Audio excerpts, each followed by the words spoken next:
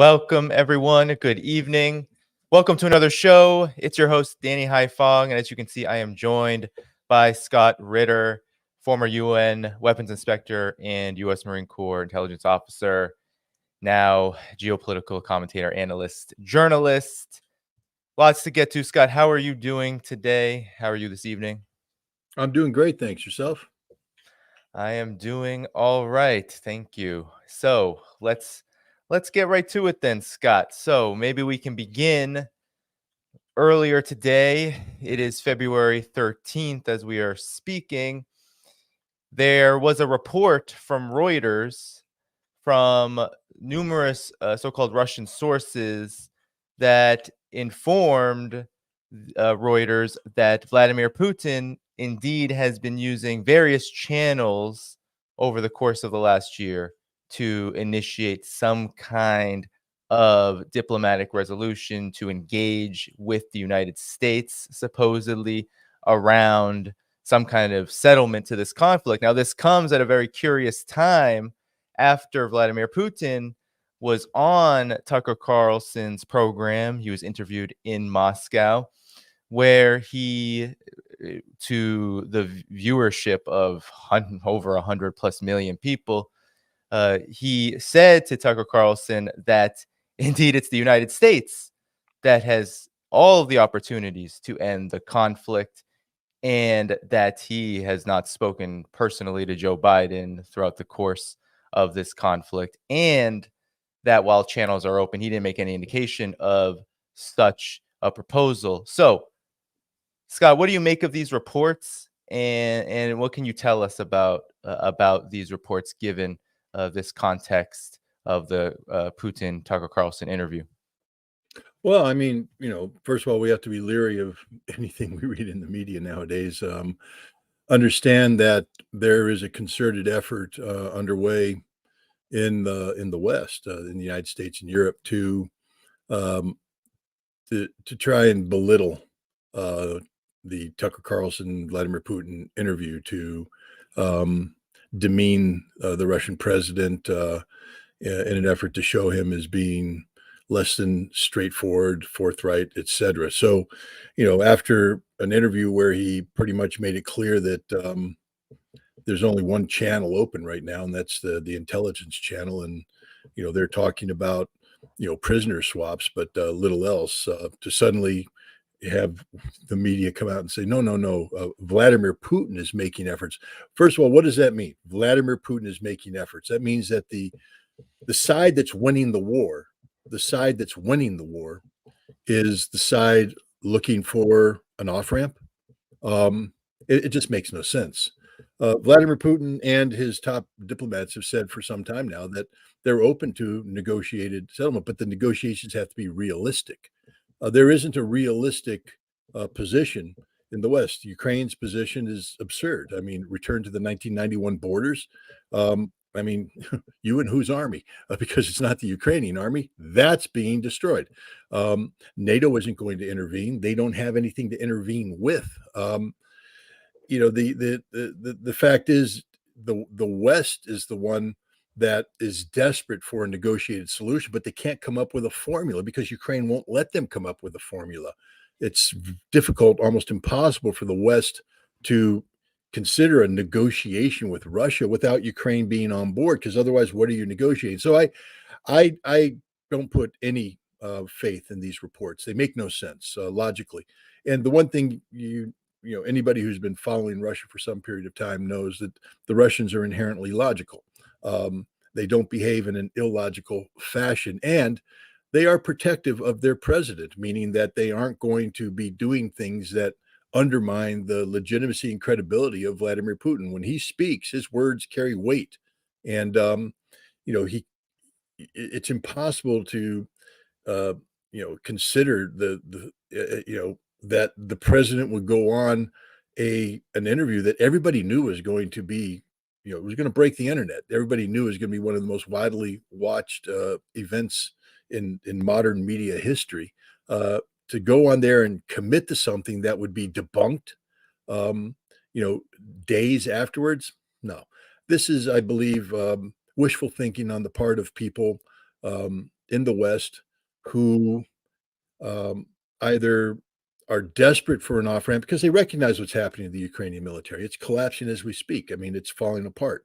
Um, they are literally out of ammunition. They're out of men. They're out of options. And so, what they're trying to do is project a desired outcome, but Russia's not playing ball right now. Will Russia seek a negotiated? So all wars end in negotiation, one way or another. World War II ended when the Japanese negotiated their unconditional surrender on board the USS Missouri in Tokyo Bay in September of 1945. I believe that this conflict will end when Ukraine negotiates its unconditional surrender, maybe in Kiev, maybe in Lvov, maybe somewhere else. But the idea that Russia's reaching out looking for a negotiated settlement is just patently absurd.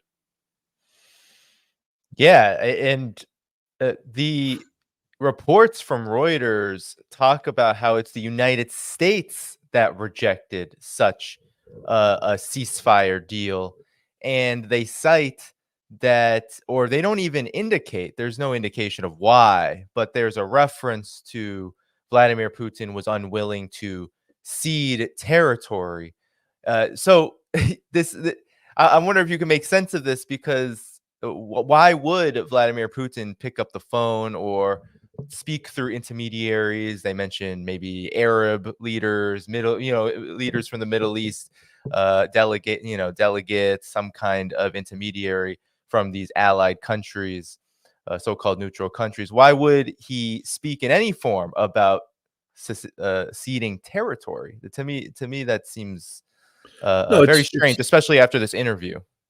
well, first of all, Russia is a nation that's governed by the rule of law. Now, people can complain about the imperfect manner in which Russia implements the rule of law. That's open for discussion.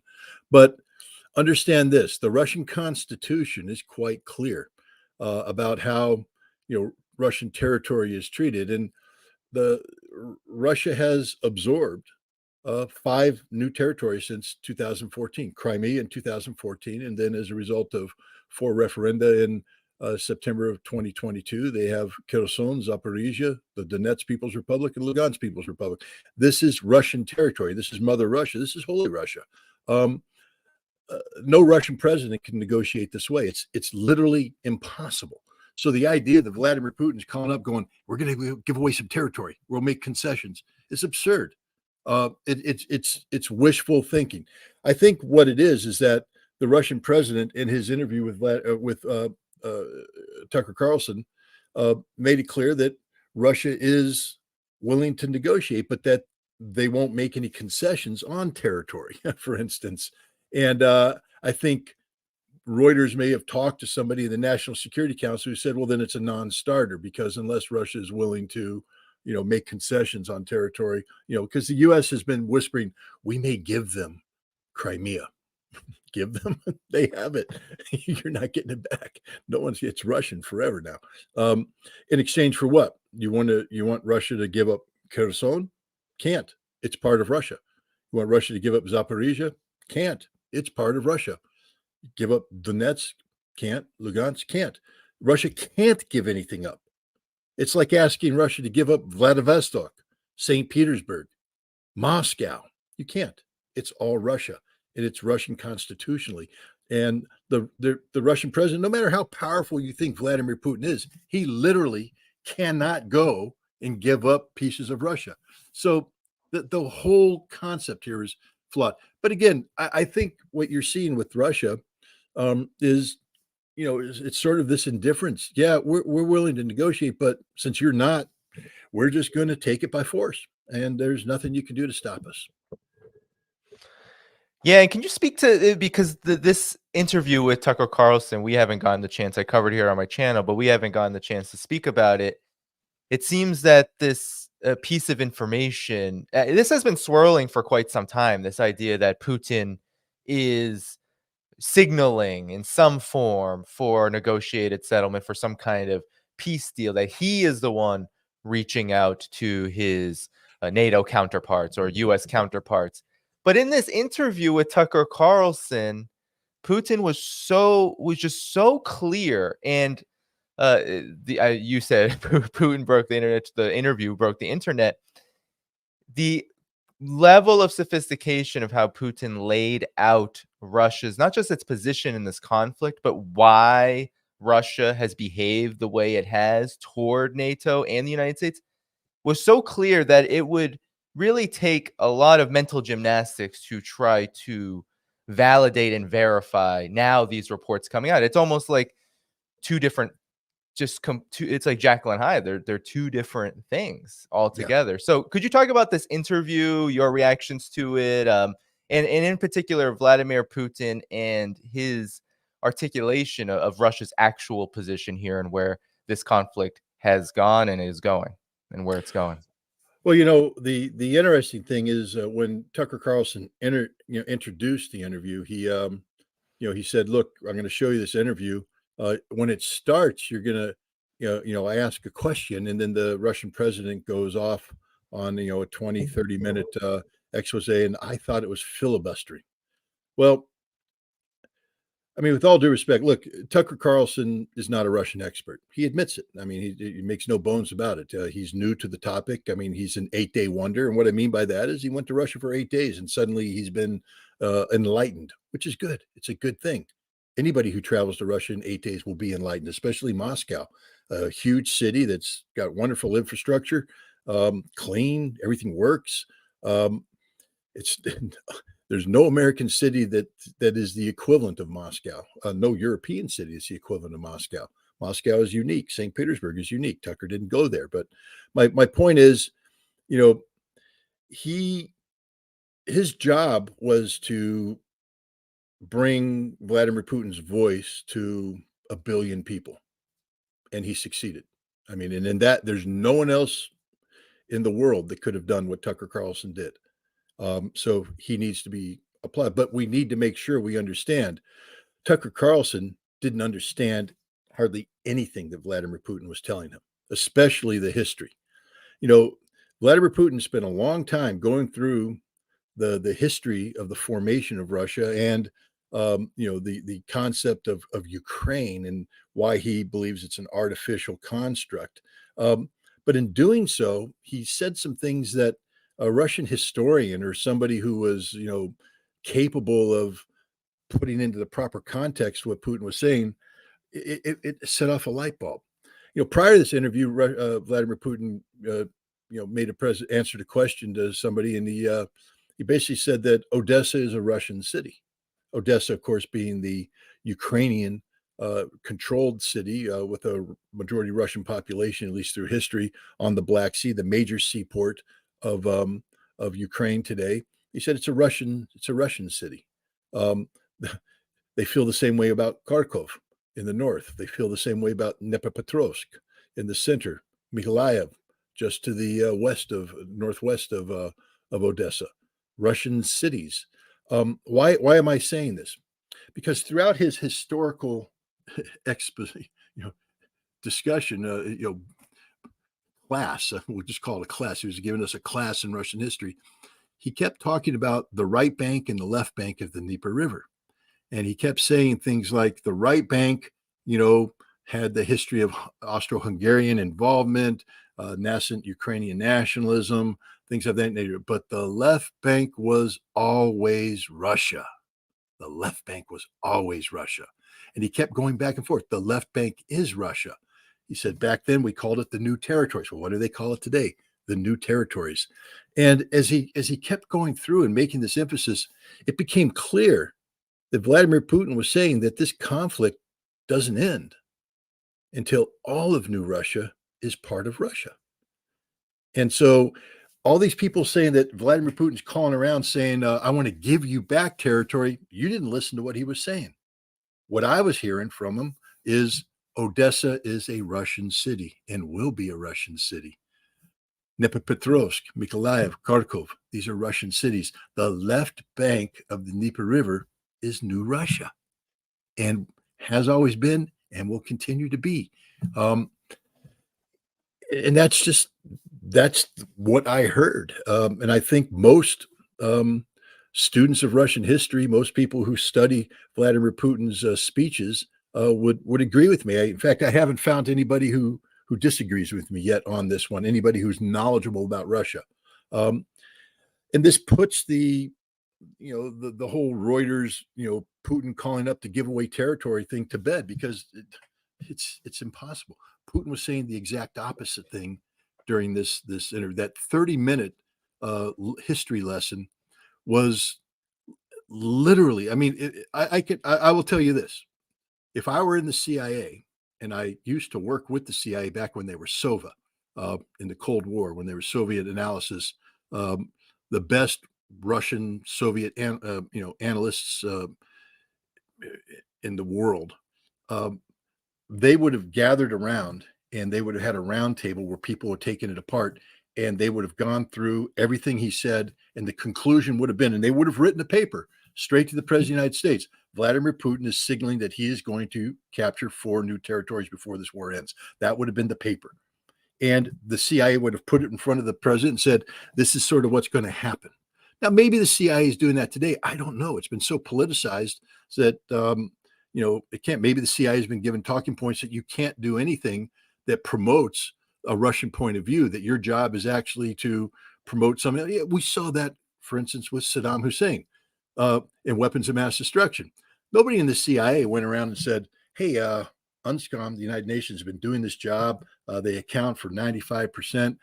Every word coming out of the Iraqi government is they don't have these weapons. There's no indication that they do have these weapons. Maybe they don't have the weapons. The CIA wasn't even allowed to consider that point. All they could consider was Saddam is hiding weapons, even though there was no evidence that he was doing so. So we know that the CIA could be corrupted by politicization. I imagine that the Russia Mission Center today is corrupted in the same way. They are ordered that you can't do anything that promotes a Russian point of view, even if that's your job, is to be accurate about what the Russian point of view is. You actually have to take the intelligence and shape it so that it supports American policy objectives. So I don't know if they sat down and took that apart, but Tucker should have known this. My one frustration with Tucker is that he was not prepared for this interview. He was not prepared at all. He had the questions he wanted to ask, but to be honest, he didn't even know why he wanted to ask them, because he couldn't ask any effective follow-up questions. He was confused about the history lesson because he didn't take the time to study Russian history and to put it into perspective, to understand what Putin was talking about, left bank, right bank. And you saw this with the totality of the interview, all the way up to the concluding question about Evan Gershkovich, the Wall Street Journal journalist. And Tucker should never have asked that question, because had Tucker done his due diligence, done his homework, he would have known that there is a very good likelihood that Evan is a CIA non-official cover asset. It just and Putin sort of schooled him on it. I mean, if not, why is the CIA in active negotiations with the Russian intelligence service to service, about getting Evan back? If Evan was just a journalist, the CIA would not be engaged in this fashion. This would be the State Department's job. But the CIA is involved. Why?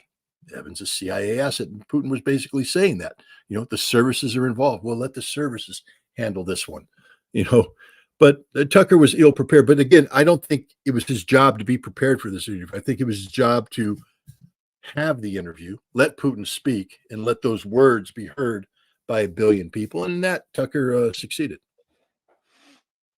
Yeah, I mean, if even just studying Vladimir Putin's speeches, what he has said about Russia, about Ukraine, about the region, about Russia's history, it's no secret that Vladimir Putin likes to talk about history. So that should have been expected to at least some degree, and perhaps approach differently. So definitely agree And he on that also point. missed some. It wasn't just about history, though, because you have to combine.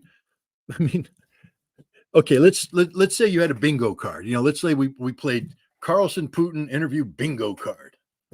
Who on the bingo card would have said Dostoevsky? Not too many people. But if you know Vladimir Putin, if you've been studying him, if you've been studying Russia, you know that the Russian soul factors into everything Russia does. And Vladimir Putin is a Russian president. So he is concerned about the Russian soul, He explained more about Russia and the Russian people in this briefing than, again, most people picked up on. Yeah. Dostoevsky, the Russian soul. I mean, go read the Brothers Karamazov. How many people in this audience know who the Grand Inquisitor is? Understand the importance of that, the concept of good versus evil, the role of redemption. My God, what a deep presentation Putin provided. He talked about the brain, the two parts coming together. But in the end, his final words were, you cannot separate the Russian soul from the Russian people. I mean, listen to the man. I make fun of it. I mean, I feel like, you've seen Apocalypse Now, and the scene when Martin Sheen shows up in the boat when they finally get to Colonel Kurtz's camp. And who's the actor? Dennis Hopper comes out. He's the journalist, and he's talking about Kurt. He's like, he's crazy, man. He's brilliant. He's crazy. I mean, that's how I felt after watching the Putin interview. I'm just like, Yeah. oh God, I'm all Dennis Hopper here, because holy cow, it burst my brain. The depth of what he was saying. He was speaking on so many different planes, but nobody got it. Nobody got it. But the beauty of it is it's captured for posterity, and people will get it. People will go back and watch this thing over and over and over again and extract knowledge. People are already starting to ask questions. People are already starting to say, why aren't we negotiating with this man? What is the problem here? Tucker embarrassed himself about, I felt at one point in time that you never get out of the boat. I'm sorry, I'm reading your comments. I was told by my wife, never read the comments, but mangoes. But the thing is, I got distracted, but no, Tucker, asked. I thought a couple times Putin was going to just reach out and slap him, like, listen to me, boy.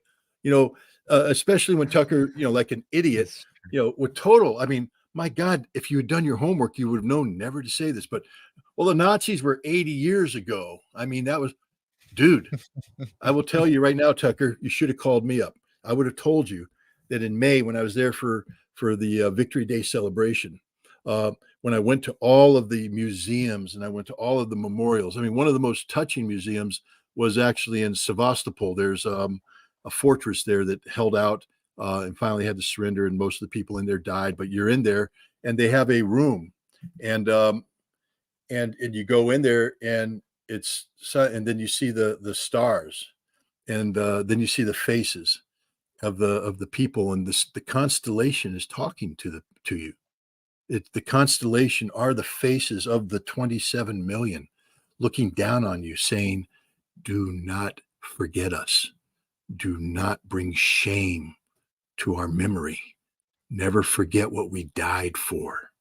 This is ingrained into the soul of every Russian, literally.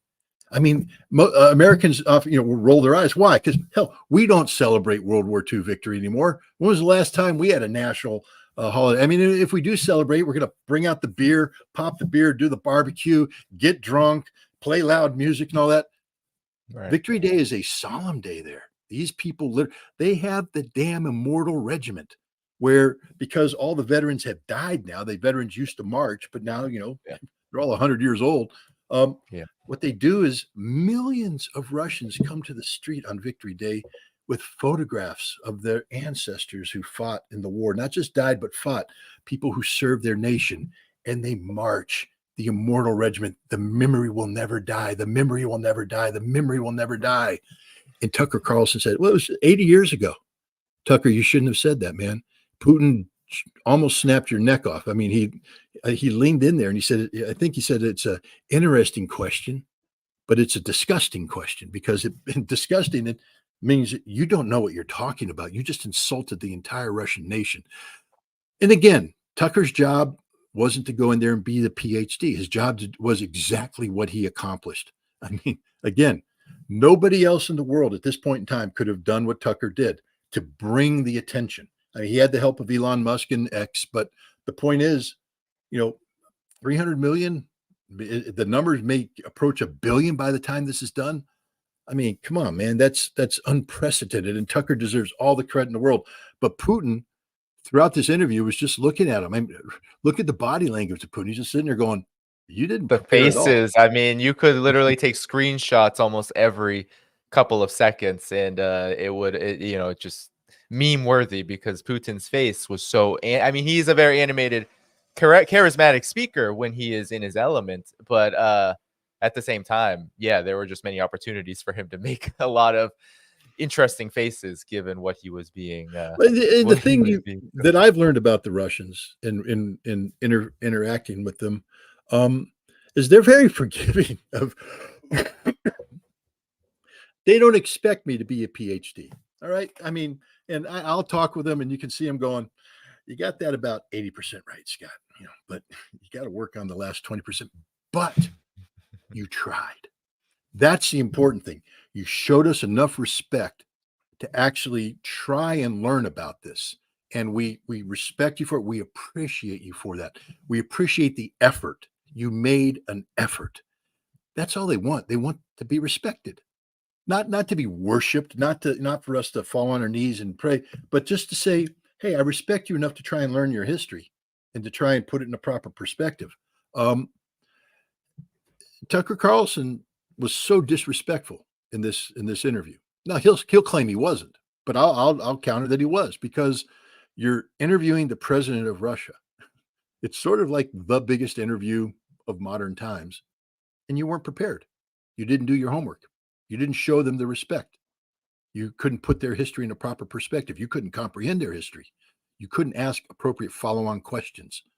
And you lost control of the interview. The Russian president took control of the interview and basically laid out the message he wanted to give out. But it was your job as the interviewer to extract that from the president, but you didn't. The president took control of it and he gave you the material, which is good because your job was to get the voice heard and you succeeded. But I don't claim to be the world's greatest expert on Vladimir Putin, but I can say that I've watched him enough interacting. His body language was just basically saying, you invited me to the party for this, yeah. you didn't do your homework. Is this all you got? I mean, literally, he was just looking at him like, no, you told me that this is like, have you ever seen that movie, Heaven Can Wait, Warren Beatty? Mm-hmm. It's a classic movie, but basically he's a football player who gets hit by a bike, or he's on a bike, gets hit by a car, but the angel pulls his body out too soon and assumes he's dead.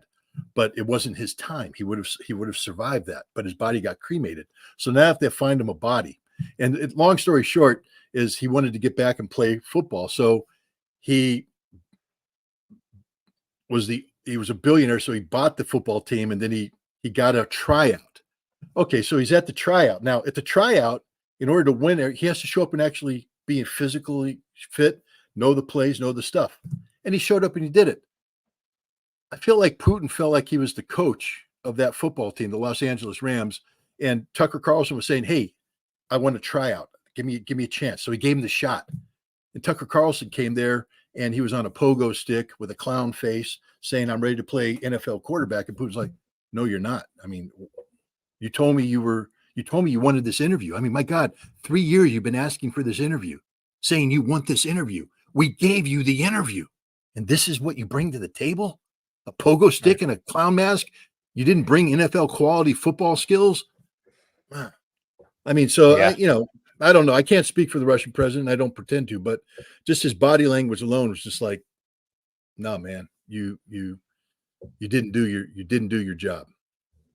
Yeah, there were certainly some moments of that interview where I felt like Putin was in that situation where you've been invited to a party, but you really haven't wanted to go to any parties that you were invited to by this particular person or group of people. Then you finally go, and you're like, I shouldn't have. I shouldn't have come, because especially the moment where he was asked about China. There were a few moments where he's asked about China where in both instances the insinuation was that either China is not feared by the United States, but the United States fears Russia, or that China is replacing the United States, or the unipolar West, collective West, in the BRICS formation. And in both of those instances, I feel like Putin was definitely in that moment where he's just like, this is really the question you're going to ask? Because it's not so difficult to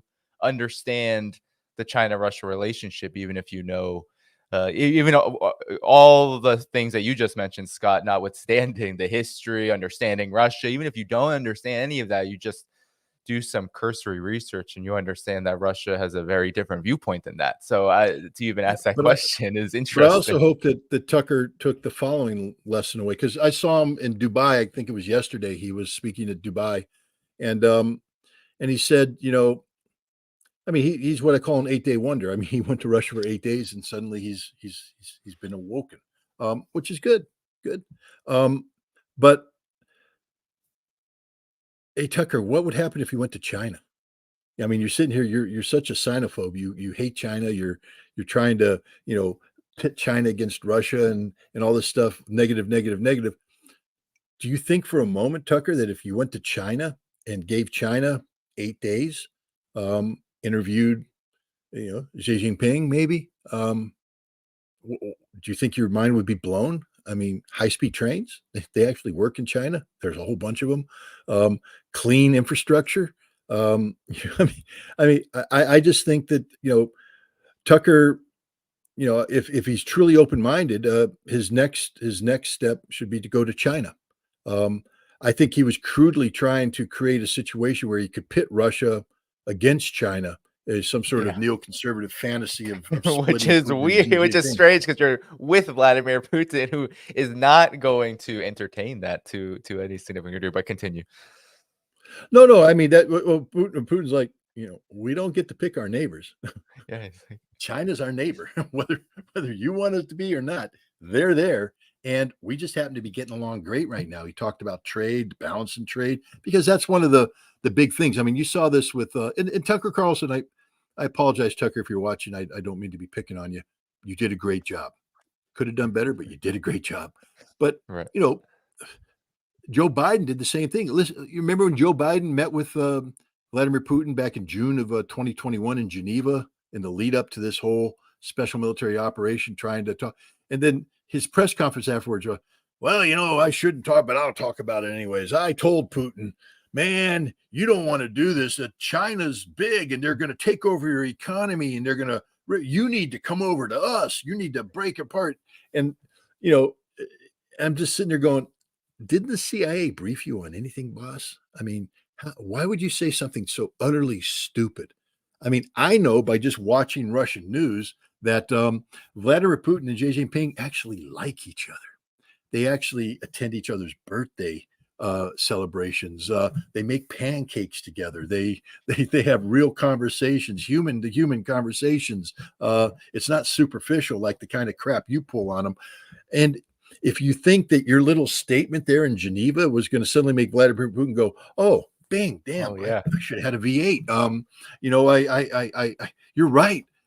Hey, Lavrov, terminate everything with China. We ain't doing it now. No. I'm going over to America because Joe Biden showed me the light. It's just stupid. It shows a lack of sophistication, a lack of comprehension, a lack of understanding. And no one even considers the fact that, let's say you're the Chinese.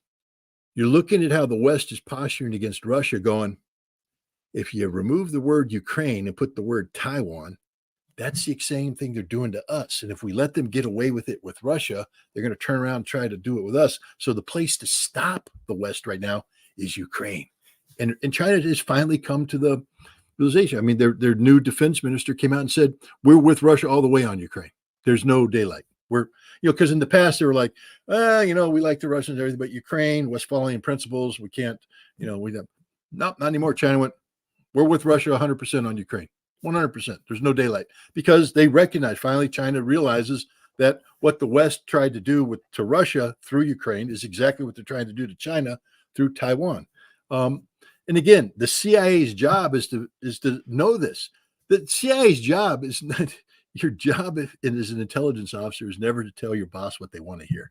That's not your job at all. That's what a PR person does, a campaign manager. Job as the intelligence officer is to put the harsh truth on the table, say, these are the facts. Now you do with them as you wish. You shape policy around the facts, but the facts are the facts. I can't sit here and tell you something that isn't backed up by reality. I'm here to give you reality. And the reality is Russia and China, they're like this, man. They complete each other. Yeah, that's That's 100% true. And you know, I mean, the interview, as you said, it was a really great opportunity. You know, for all of my criticisms, my suspicions of my criticisms of Tucker Carlson, that he did this at all and that it turned out the way it did was a huge service. So I definitely acknowledge that. But of course, we saw so many examples of how even when you're in the room with someone of the stature of Vladimir Putin, that high level kind of interview, it's hard to shed that American exceptionalist baggage. There was a lot of baggage that was brought in there. And I think the amazing thing was that Vladimir Putin showed just how prepared he is as a leader. While you have Kamala Harris and all of these the spokespeople for the Biden administration having to scream at the top of their lungs that Biden's memory is okay, Biden is okay, everything is going okay. You don't have to worry about Joe Biden.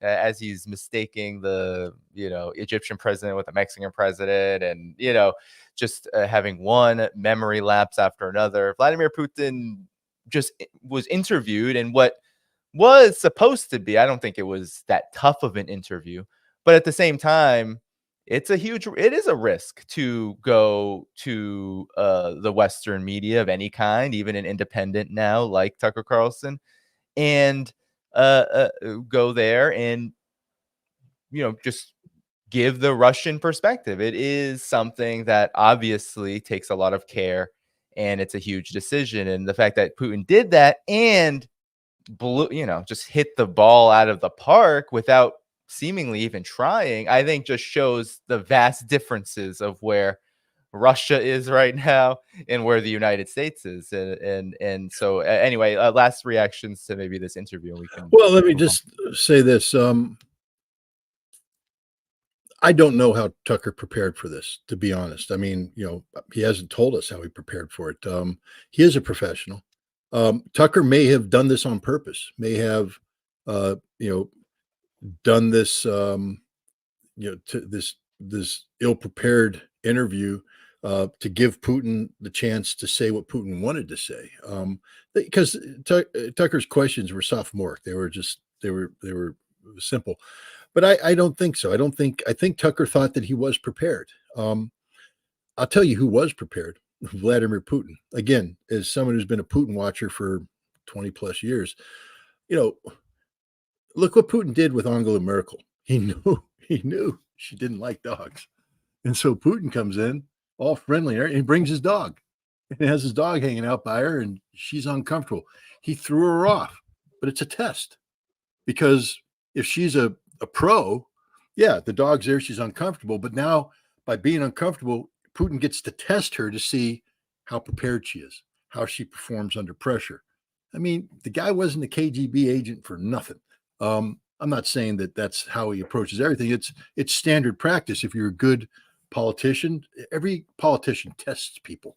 They come in, they grab your hand, the grip of the hand, they pull you in to see how you're doing. They'll put you in an uncomfortable situation to see how you respond. It's a test.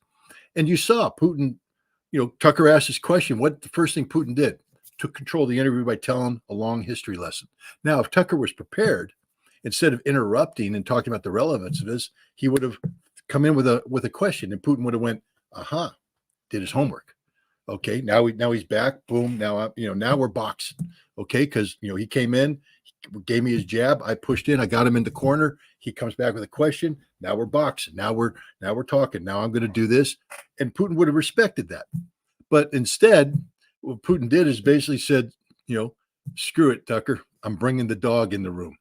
And when he did it, I heard you applied for the CIA, but they didn't take you. Yes. Yeah. Tucker, yes.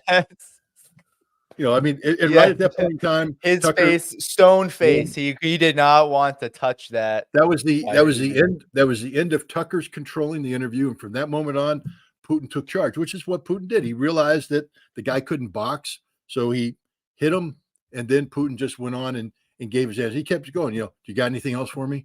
Because at that point in time, Putin got bored. To be honest, Putin's just like, I thought you said we're gonna have a serious conversation. Do you got anything else for me? Anything else you want to ask? I mean, come on, man, do something. So this was Vladimir Putin's interview, not Tucker Carlson's interview. Vladimir Putin took, and that's important because again, what Tucker did is give Vladimir Putin a stage, an international stage. Hundreds of millions of viewers so far, more to come, and people are responding to this interview in a positive way. By the way, Tucker Carlson was getting ovations in Dubai, ovations, and I can guarantee you when he comes back to America, he's going to be getting ovations too. He has scared the living crap, excuse my language, out of the establishment because the last thing the establishment wanted was for Vladimir Putin's words not only to be heard, but to resonate. And now Americans who are realizing that they've been lied to by the Biden administration, by the Trump administration, by everybody about Russia, they've been lied to, are sitting there going, wait a minute, we need to recalibrate right now. And this recalibration is scaring the crap out of the Democrats and, frankly speaking, the Republicans. I will tell you this. I don't know Mike Johnson. I can't speak for him, but I think that he is sleeping a lot easier today about not bringing, not giving the Ukraine aid bill a chance. He says dead on arrival. Well, why? What gives him the confidence to do that? I think what gives him the confidence to do that is the realization that Biden's got nothing, that Ukraine is a dying issue, that there isn't an overwhelming a number of Americans. Tucker Carlson's interview, I believe, is a liberating factor there because while Johnson isn't going to, you saw, I forget who the senator was, the guy that was holding up the votes for all of the for all the generals for a while. But he said, based upon Tucker Carlson's interview, we see Putin is open to negotiations. So why aren't we negotiating instead of giving $64 billion to continue this war? Why aren't we doing that? People are starting to think. People are starting to ask questions. And that was the brilliance of what Tucker Carlson accomplished here.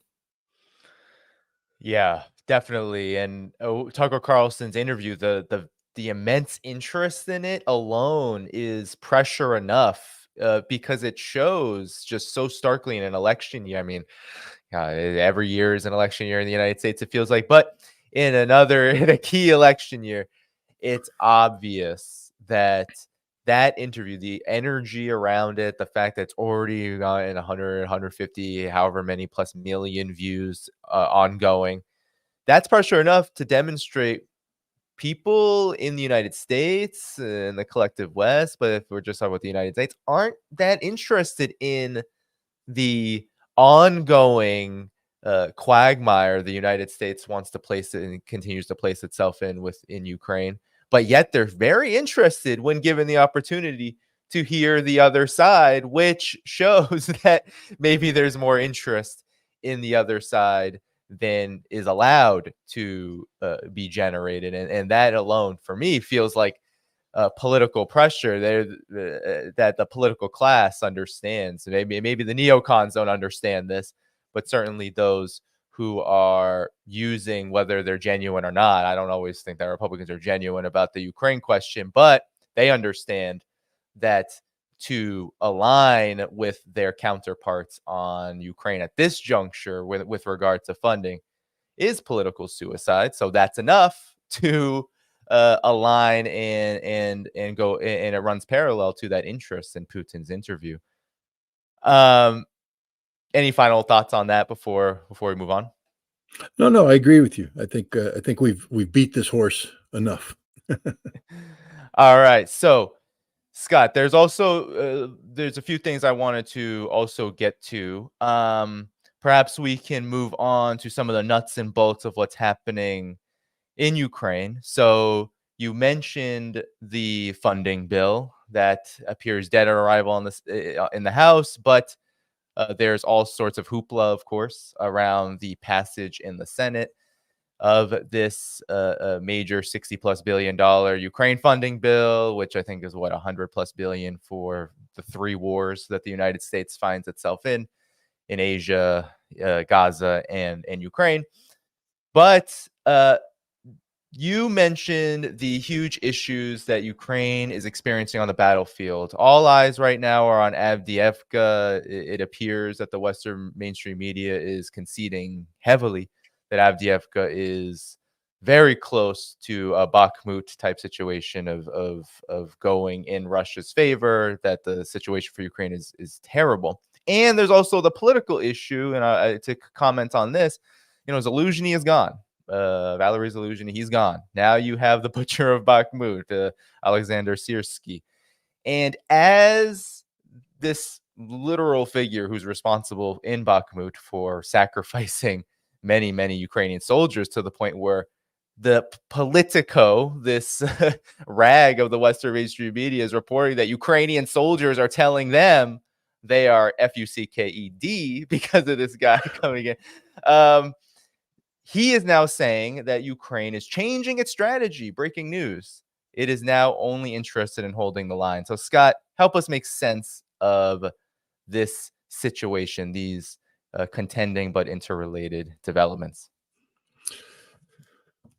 Well, first of all, let's talk about Zaluzhny.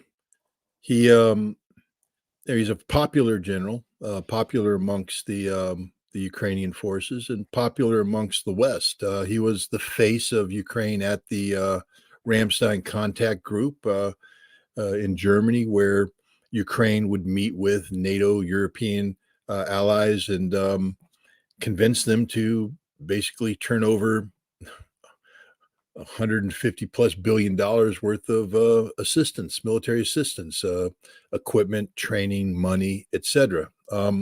He was very good at what he did. He wasn't the battlefield commander. The battlefield commander was the commander of the ground forces. That was Syrskyi. So Zaluzhny's job was to create the conditions for a Ukrainian victory, to give Syrskyi the equipment, the manpower, etc., that he needed to prevail on the battlefield.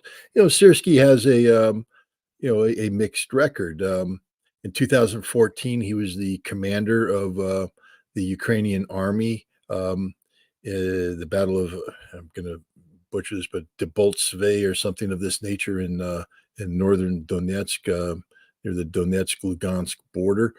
Basically, a couple thousand Ukrainian soldiers got surrounded by the Russians in early 2015, late 2014, early 2015.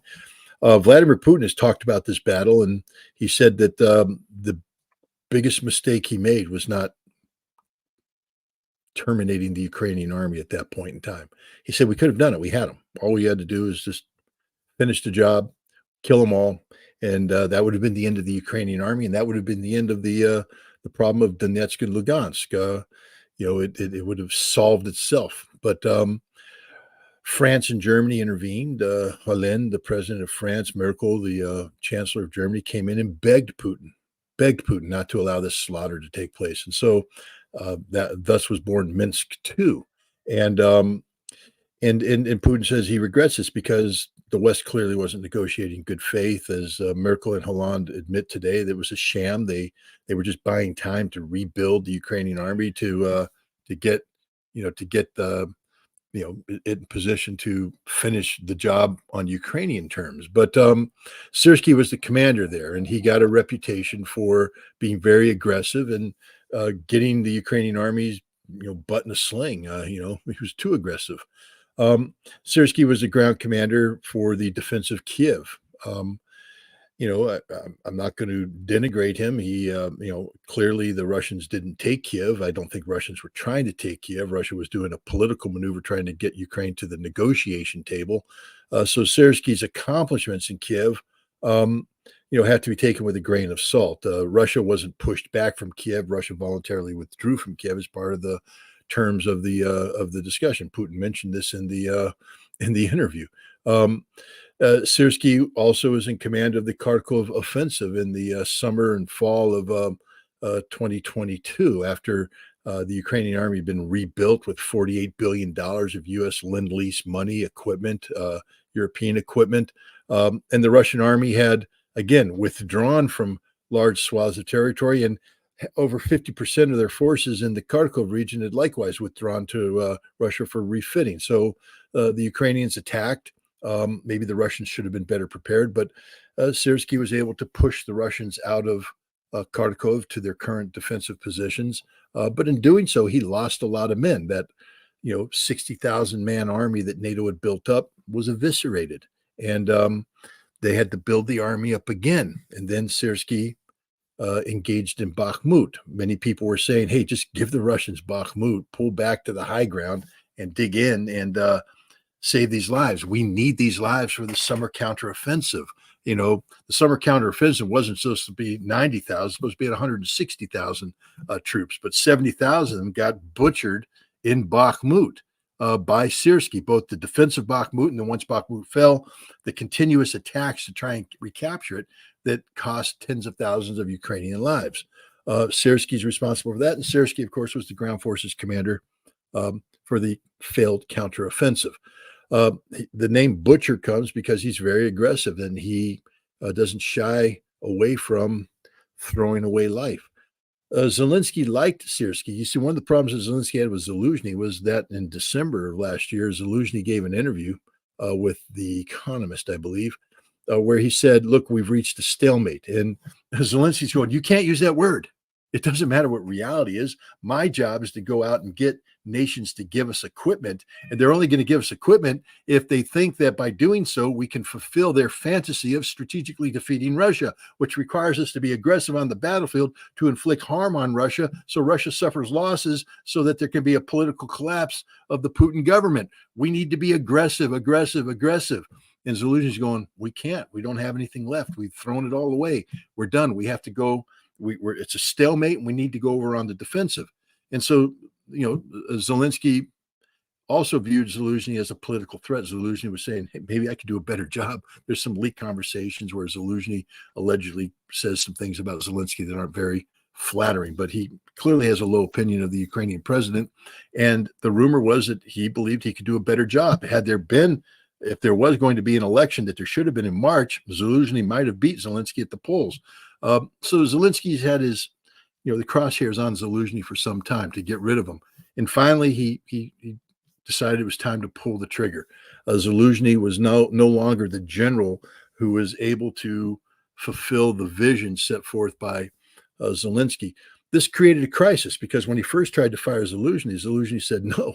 Now, in civil military relations in a democracy, when the civilian leadership tells the military, "You're done, step aside," the only answer is, "Sir, yes, sir." We've seen this in American history. General McClellan thought he could fight the war better than Abraham Lincoln. But when Lincoln fired him, McClellan said, "Yes, sir," and he stood away. Douglas MacArthur thought he was a hell of a lot smarter than Harry Truman during the Korean War, wanted to have nuclear war against China. And Truman said, "Nope, you're fired." And MacArthur stepped aside. So now Zelensky has his vision of the war. Clearly, Zaluzhny doesn't agree with it. And Zelensky said, "You're fired." And Zaluzhny said, "No." Not only did he say no, then he went and brought in one of these senior Azov types, right sector guy, gave him a medal and took a picture in his office. Stepan Bandera's photograph behind him and the right sector flag. And the clear signal was, "Hey, these are the guys that I hang out with. And if you want to fire me, you're going to have to deal with these guys." And so there's a crisis. Victoria Nuland had to fly in and do a lot of work behind the scenes. Give them some cookies, maybe. Yeah. Hand out some cookies and pay. And at the end of the day, Zaluzhny stepped aside and Syrskyi came in. But what's interesting is, Syrskyi was saying, we're going to go on the immediate counteroffensive in Avdiivka to try and, push to stall the Russian attack. Well, today he says, "Nope, we've gone over on the the exact same strategy that Zaluzhny was saying that they needed to do. Syrskyi's now doing it because reality is reality.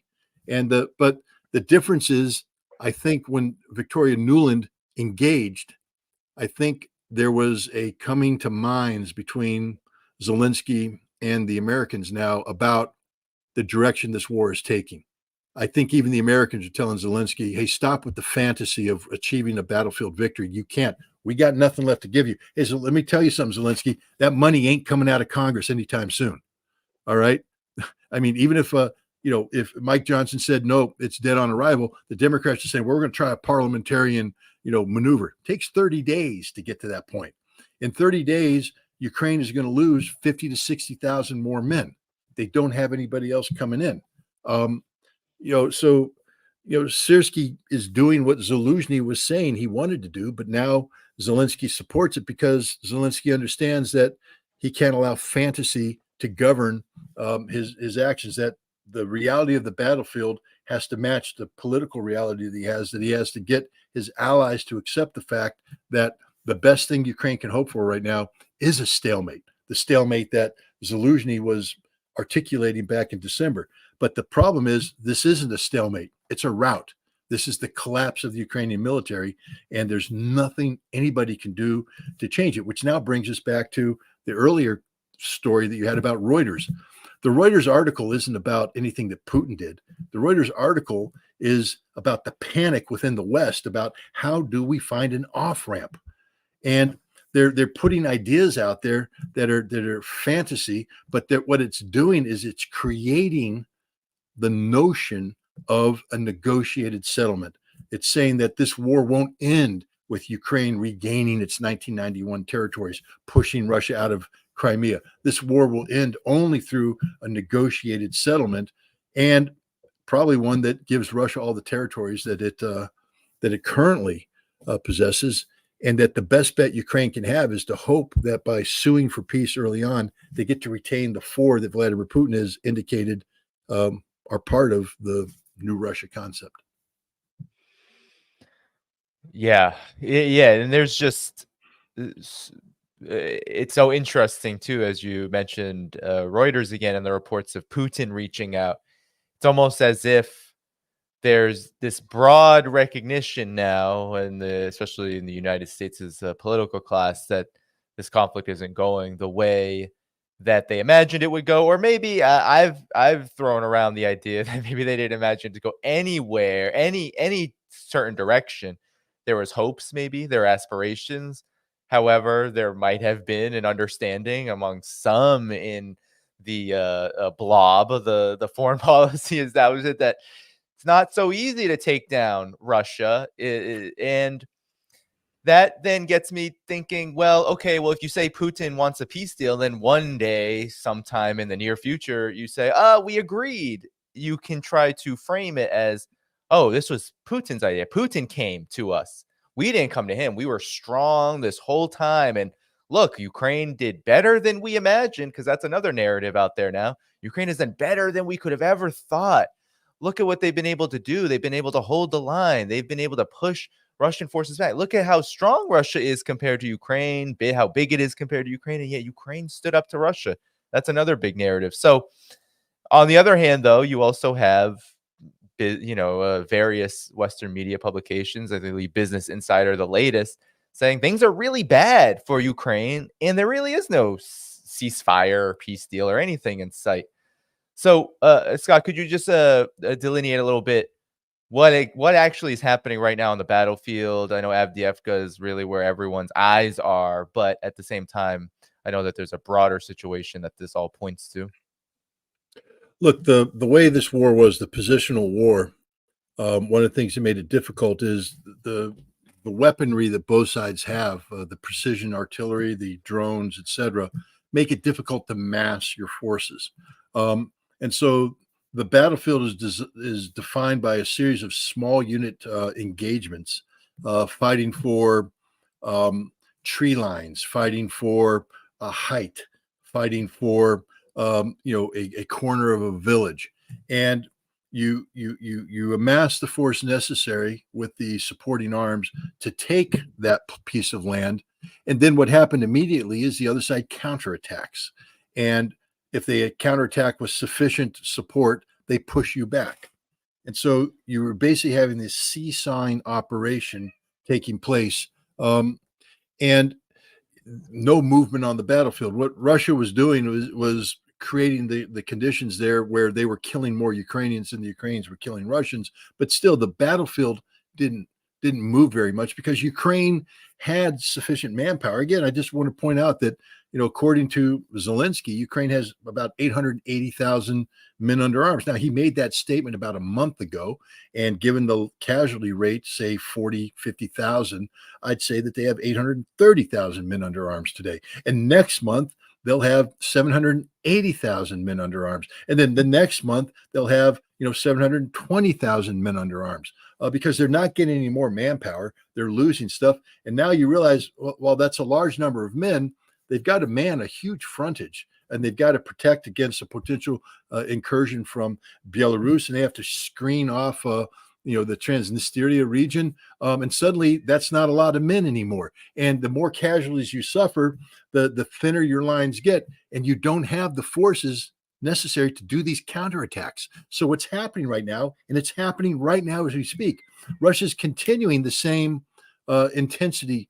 They're taking this tree line, they're taking this city block, they're taking this height, as they did in the past. But this time the Ukrainians aren't counterattacking because they can't. So Russia now holds this land.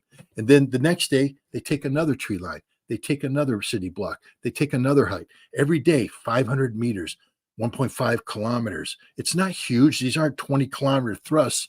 These are just little chunks. But the Ukrainians can't counterattack. They can't hold. And the thing about that positional warfare is because the defenses are done in depth, as you penetrate a defensive line, you get stopped and then you get pushed back to your line. So the front never changed. Russia's now breaking through the Ukrainian defenses, and there's no coherent defense behind. And so the Russian, instead of going tree line, the reason why you go tree line is that you have defenses able to, provide, supporting fire, crossfires, et cetera. So you can't bite off too much or else you're going to get hit on flanking fires. There's no more artillery. The drones don't fly for the Ukrainians well anymore because Russia has been killing the drone operators, and Russia's just biting off these big chunks.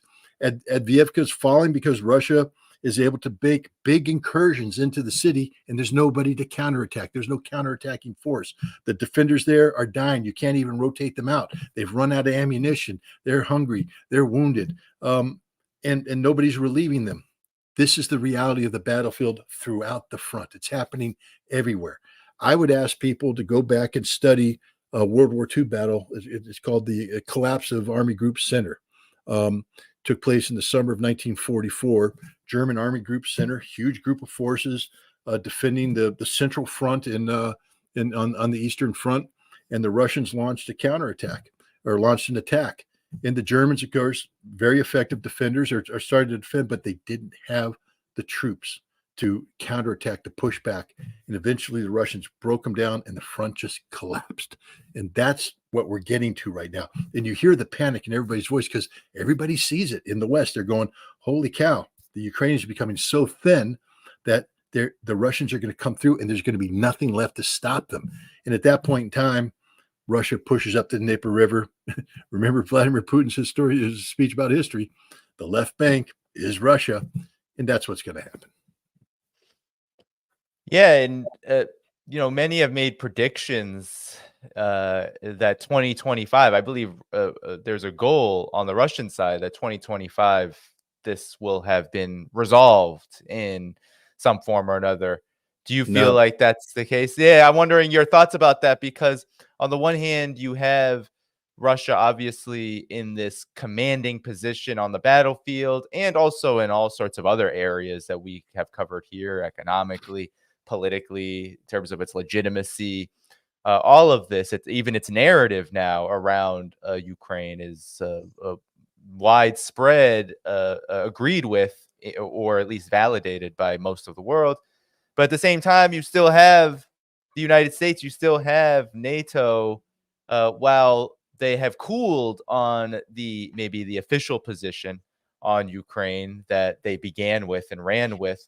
At the same time, they're not ones to retreat from conflicts unless they're literally running out, like in Afghanistan, where they're literally having to run out with the tails between their legs because they're being chased. But NATO's never been confronted by a force that they've done there. Look, again, I don't speak for the Russian government. I'm not, despite what people might say, I'm not part of the Russian government.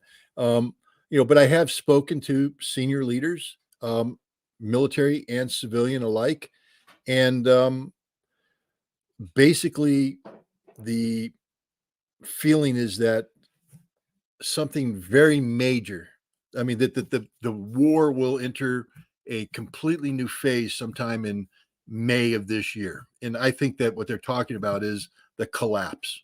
And that between May and September, the Russians will make very huge advances, seizing Odessa, Mykolaiv, Dnipropetrovsk, Kharkov, and that by September, October, this thing's over. Now, what the 2025 figure comes into where Russia is budgeted.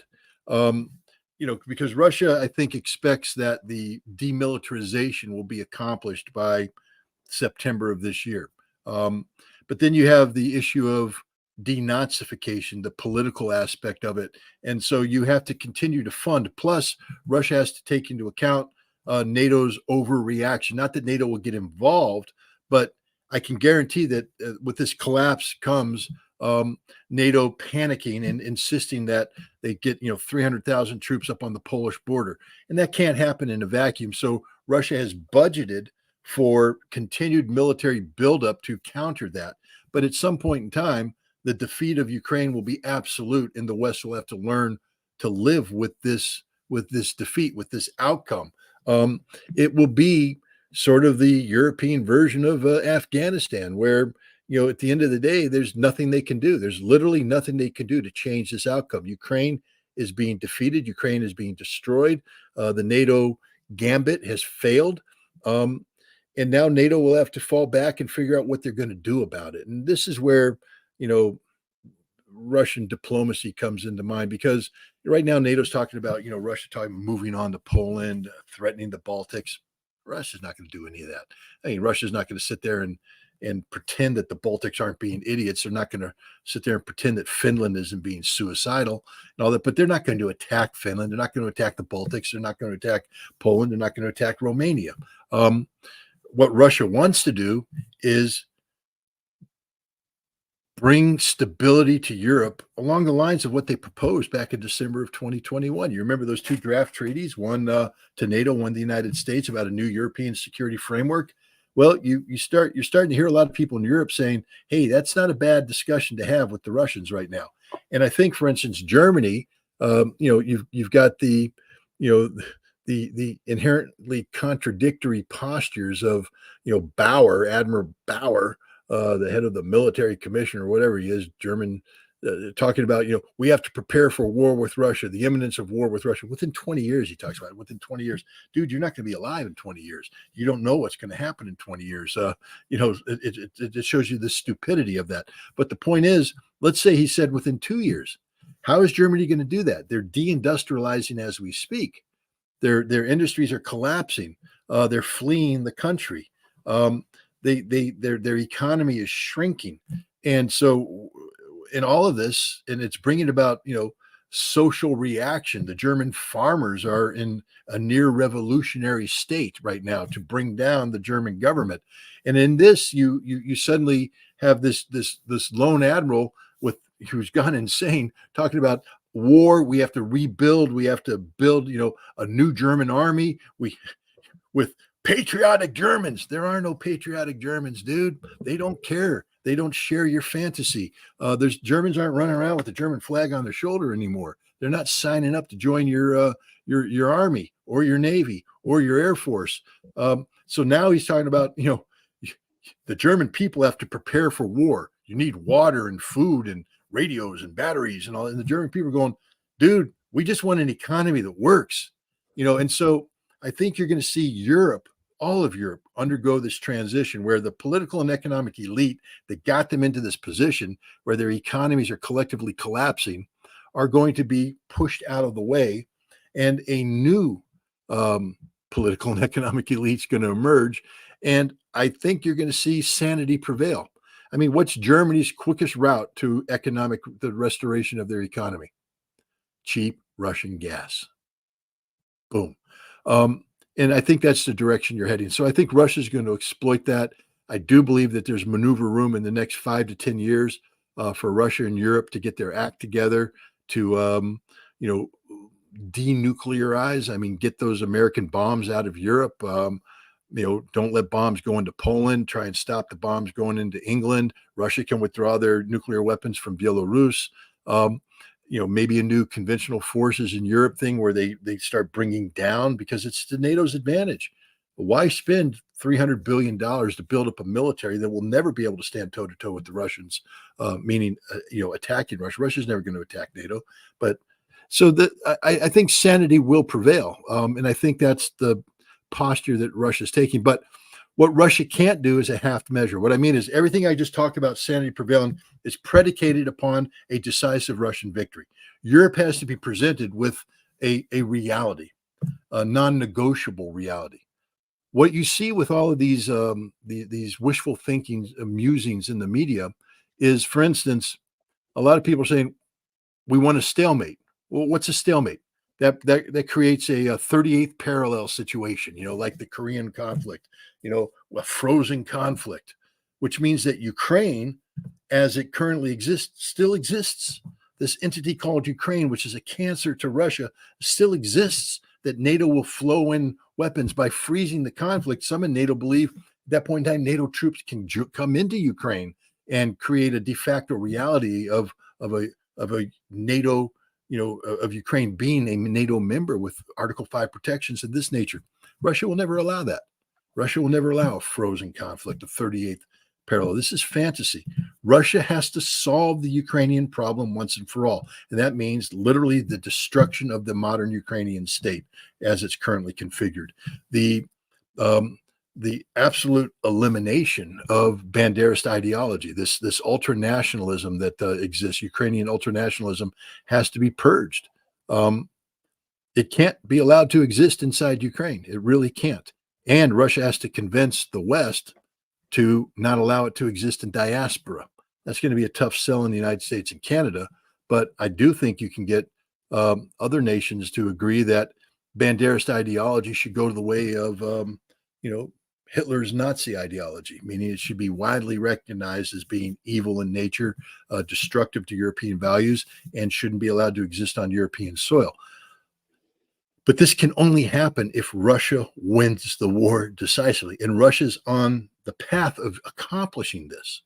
I mean, that literally, this is the inevitable outcome, unless Putin suddenly has a stroke and decides to negotiate away. That's why Putin will never negotiate. That's why the Russians will never negotiate, not the way the West or Zelensky wants, because Russia knows it has to have a decisive victory. Russia knows the following, that Crimea will never be secure as long as the Ukrainians control Odessa.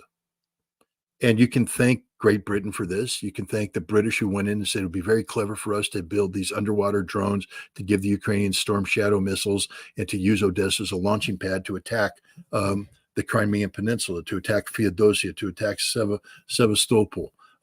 You got some you got some PR moments. Oh, boom, you blew up the bridge. Oh, boom, you blew up a boat. Oh, boom. Well, what you did, England, is you cost Ukraine Odessa and the Black Sea coast. You ensured that the future Ukraine will be nothing but an agricultural rump state, landlocked, because you decided to score stupid tactical points without thinking about the larger strategic picture. So England has cost Ukraine Odessa, and if Russia's taken Odessa, it's taken Mykolaiv. End of story. You can't have Odessa without Mykolaiv.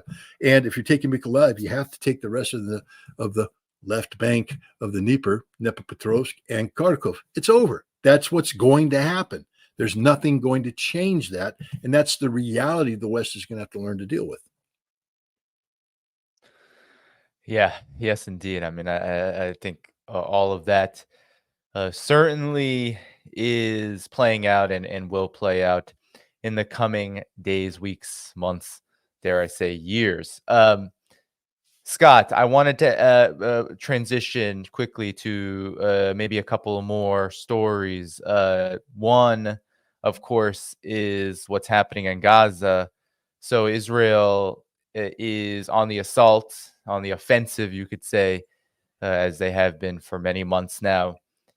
This time targeting Rafah. So during the Super Bowl, many folks were talking about interesting X had trending Patrick Mahomes, the quarterback, and at the same time, more people were tweeting about Rafah, but Mahomes was trending first. So shows a little bit of a bias there. But this has been going on, an intensified bombing campaign There is talks about a ground operation in Rafah, this small village packed like Palestinians are packed like sardines here because they've been displaced from every other area, bombed all along the route to Rafah, now being bombed in Rafah. Many have been killed. The numbers, I think, are an undercount likely coming out of the pages of the New York Times. But you have William Burns and other players in the international realm, Arab countries, Qatar, etc., trying to work out a ceasefire deal, and there is none in sight. Not only this, but you have Josep Borrell, our favorite person in the European Union.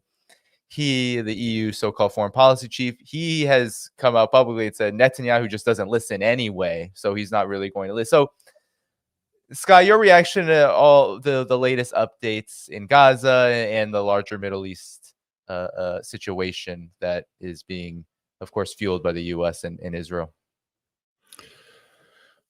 Well, I mean, wow, where to start on this one? Do we start with a 4-year-old girl on a telephone to the Palestinian 911, saying that she's in a car?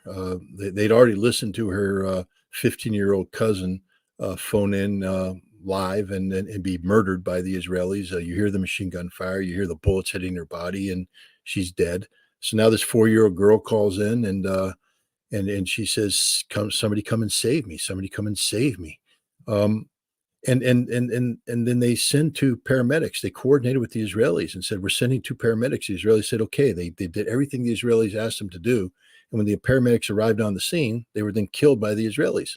Their vehicle run over, set on fire, the body's burned, and the 4-year-old girl is dead.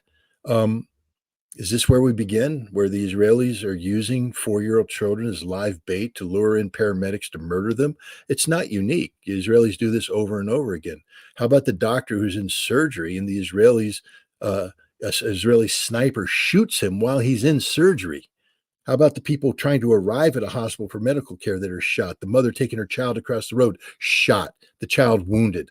This happens on a daily basis. This is literal genocide being carried out by the Israelis. It's murder of the most egregious form. And and then what we talk about, Patrick Mahomes. Look, I watched the Super Bowl. I'm not a hypocrite. I mean, I watched it. I wanted to watch it. I've been waiting for this sporting event. But I also understood that, while that was happening, what was going on in Rafah, was it done deliberately? I think so. I think the Israelis timed it so that America is distracted, so that the news cycle couldn't be generated. Because what they did was horrible. The Israelis have been dropping leaflets on the civilian population in Gaza, telling them to go to Rafah.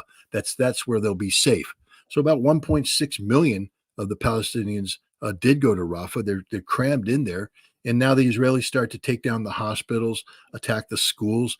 And last night they bombed a mosque, and they killed hundreds of people. I mean, they ripped their bodies apart. We're talking about women, children, civilians. They dropped the bomb. They claim it was in support of an anti-terrorist operation that rescued 2 Israeli hostages. Well, let me put it this way. Delta Force and SEAL Team 6 are the 2 American preeminent hostage rescue forces in the military. Then there's the FBI's hostage rescue team. If they ran an operation where if they to rescue 2 hostages, they had to kill nearly 150 people, wound another 250 people, and kill 3 hostages, maybe 8 hostages total. There's 5 that are wounded. No one would call that a success. In fact, if you put those parameters out there, if you brief those parameters saying, Mr. President, we're going to launch a raid. When it's done, we'll have murdered 150 civilians, 200 wounded. We'll get 2 hostages back, but 3 are going to die and 5 more are going to be wounded, probably dead. The president would say, you're not doing the operation. It isn't going to happen. That's a failure. The Israelis are calling this a success. It's not a success. It's murder, mass murder. The Israelis are getting away with it. Nobody's stopping them. Nobody, not the United States. The United States is the only nation that could stop them. We're not. The Egyptians, I mean, they're talking tough. We're going to rip up the Camp David Accords. We're moving 40 tanks to the border. We're moving some air defense to the border. But you really think Egypt's going to throw away the golden egg that's been laid to them by Camp David, the deal where their military aid and their aid from the United States is directly linked to the aid that the United States gives to Israel. So Egypt isn't going to encourage the United States to stop giving aid to Israel because that affects their money. Egypt isn't going to rip up the Camp David Accords because that affects their money. That's their wealth. Egypt has never cared about the Palestinian people. One of the reasons why life in Gaza sucks so bad is that Egypt has been colluding with Israel to seal it off.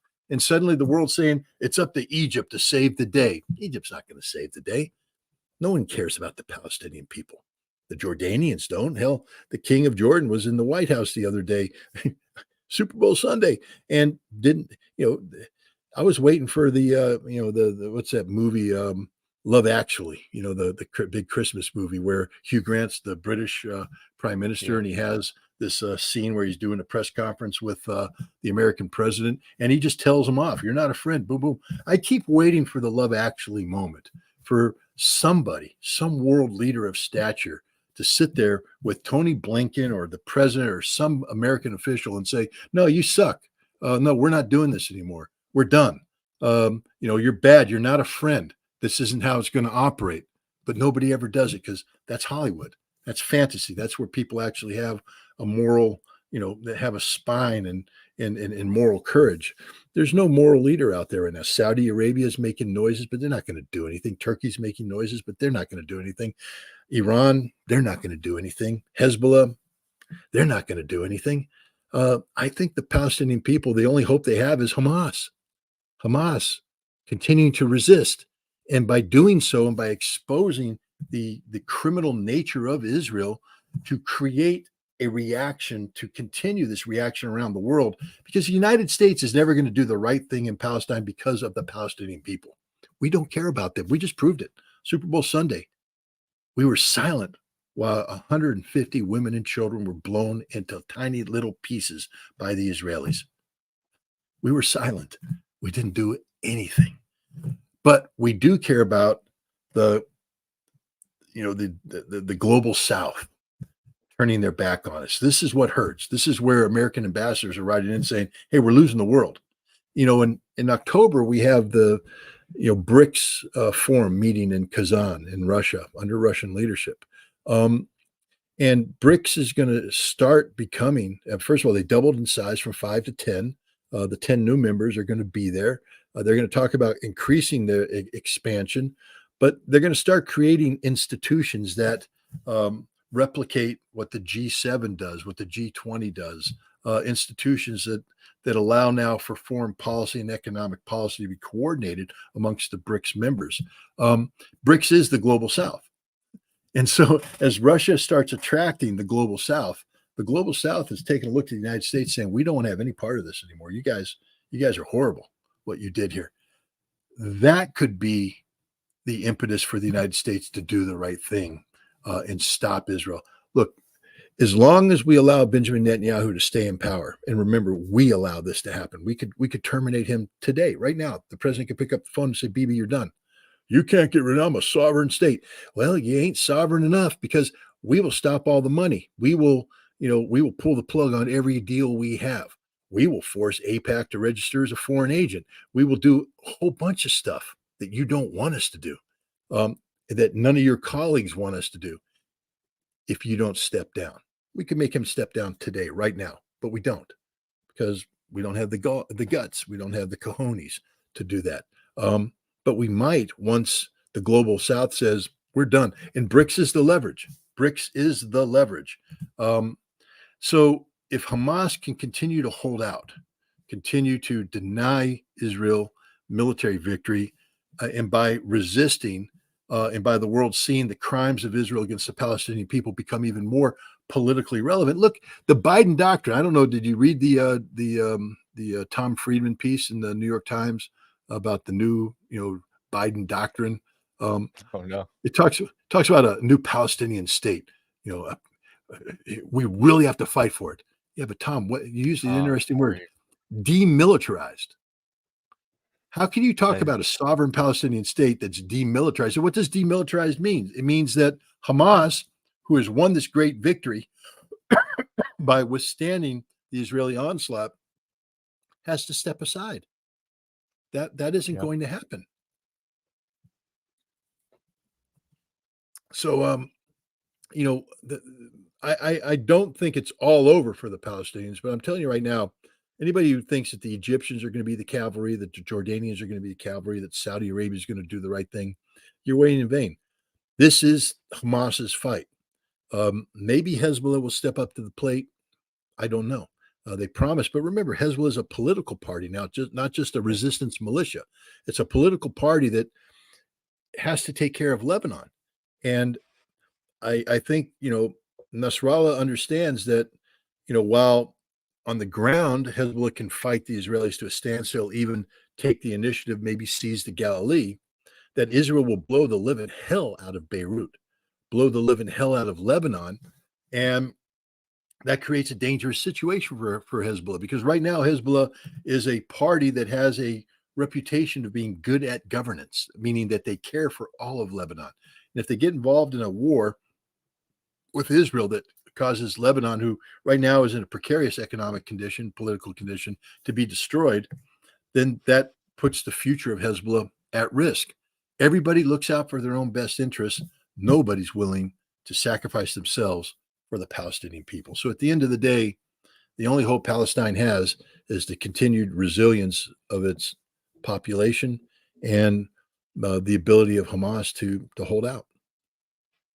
Yeah, I think it's a good point too, what you brought up, Scott, about the varying reasons for inaction regionally. I mean, we've talked about on this program, of course, Ansar Allah, the Houthis, their heroic stand, which continues, although it's not front page news anymore. But that blockade continues. It's what they can do, and I think you bring up a good point about the axis of resistance. I mean, you're talking about a powder keg. Israel is not a stranger to potentially invading and bombing and laying waste to large segments of Lebanon. Syria knows what it's like to be under fire from Israel, because it is almost every other day in some capacity. Iran also understands its role and its position and what it means to be the top dog in that region for the United States and the West to eventually get to. We saw that earlier when you were on the program, and we talked about the potential for war with Iran. There are influential segments of the U.S. political class that truly do want that. So it is a powder keg for the axis of resistance side, and then with the other side, the maybe more compliant Arab countries or regional countries.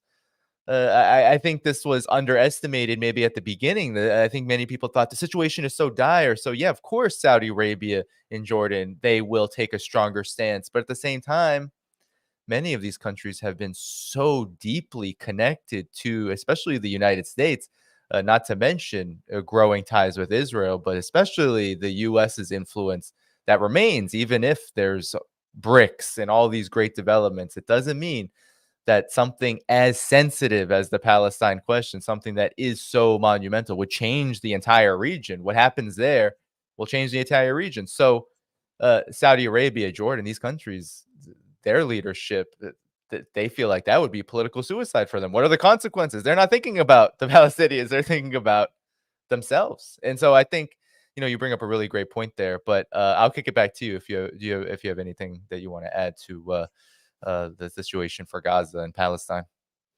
Well, I don't want to say that the axis of resistance is feckless, because clearly they're not. We see Hezbollah engaged in a, in putting continuous pressure, escalation of pressure on Israel along its border. And Hezbollah has taken some losses, and they've inflicted serious losses on the Israelis. But again, I think to step into war, this an existential conflict is a huge step, and it.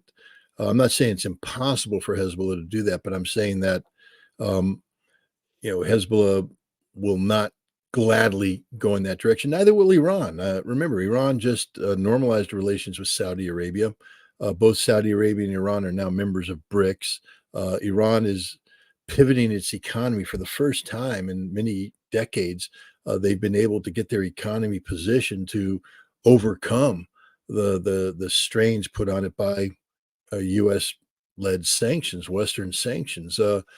And so, for the Iranian people who've been promised this moment for decades, now it's time for Iran to flourish and to thrive and for them to have this economic, you know, well-being that has been promised, for Iran to throw it all away. Because while the United States won't be able to defeat Iran, we can seriously blow up a lot of Iranian infrastructure, and we can set Iran back economically. And that creates the potential for domestic unrest. Every regime has to look out for its own best interests. And while the Iranians aren't going to be defeated by an American flotilla or American army,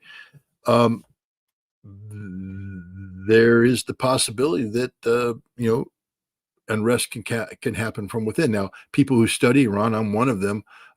I tend to believe that there's a lot more resilience in the theocracy than the West gives it credit for, but it's still a gamble, and it's one that Iran doesn't want to take. The people have been promised a better life, and so Iran will hesitate before throwing the dice down on the table and engaging decisively with Israel and the United States in a manner that will, trigger a response, a military response, which, while it won't defeat Iran, will hurt Iran.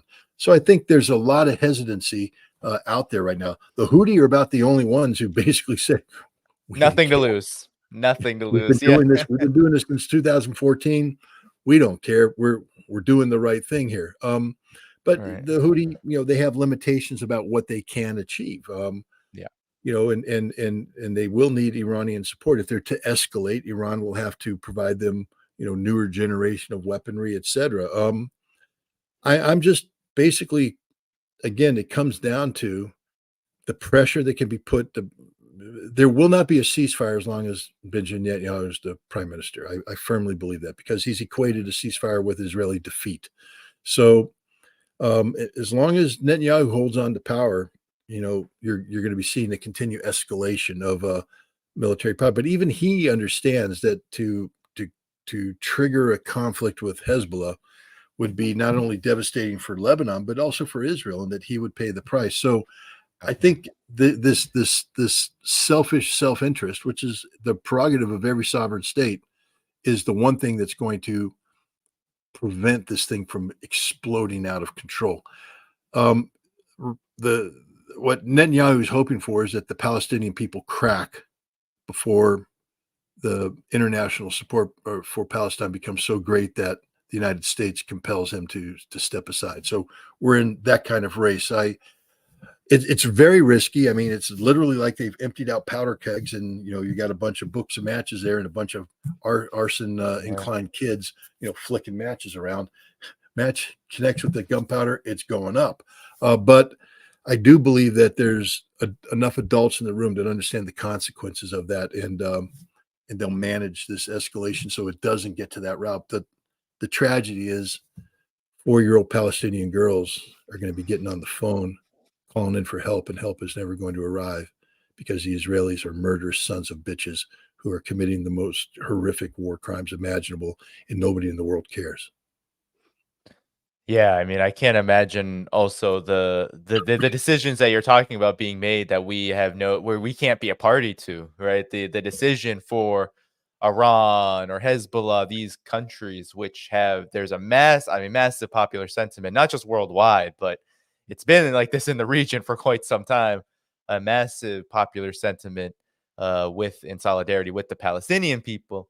And with something like this going on, this literal genocide, to have to walk the line, toe the line, do only what is possible, but may not change the calculus of what's going on. I mean, I can't imagine what it must be like to be in that situation. And at the same time, I think you're right. It's so interesting. It feels like the axis of resistance has been the force that has been preventing the powder keg from exploding, while Israel, of course, the United States, have been lighting all the matches everywhere. And so it's been very interesting to watch that. And now, and maybe last question on this. Now you have William Burns there, and Scott, you know intelligence. He's there, of course. He's known also as sort of a more of a diplomatic character when it comes to intelligence operatives, leaders. Could you talk about what possibly he could be saying, talking about raising here, given the fact that all the reports are saying, yes, exactly what you're saying, Scott. Netanyahu, Israel, there's no progress there. Hamas, there's lots of progress. They were willing, as long as certain terms were met that are very meetable, very achievable. Like, for example, the cessation and withdrawal of hostile military forces in Gaza. That seems to be achievable. There's no gain here. So William Burns has been there for I believe it's been over a day at least. What do you think he's saying? What do you think is going on there in terms of from the intelligence perspective? Well, he was brought in as the director of CIA not because of his extensive intelligence background. He doesn't have one. He's a diplomat. He was a very successful ambassador to Russia. He's the man who wrote the 2008 Niet means Niet memorandum, no means no, about the dangers of inviting Ukraine into NATO, the inevitability of conflict with Russia that would produce. He has a reputation. They call him, the master of the back channel. In fact, he wrote a book called The Back Channel, which is sort of his autobiography about the role that he played in doing these kind of back channel deals. And so he was brought in because the CIA in the Middle East has a role that goes beyond simple espionage or intelligence work. Especially with the Israelis and the Palestinians, the CIA became the trusted broker between the two.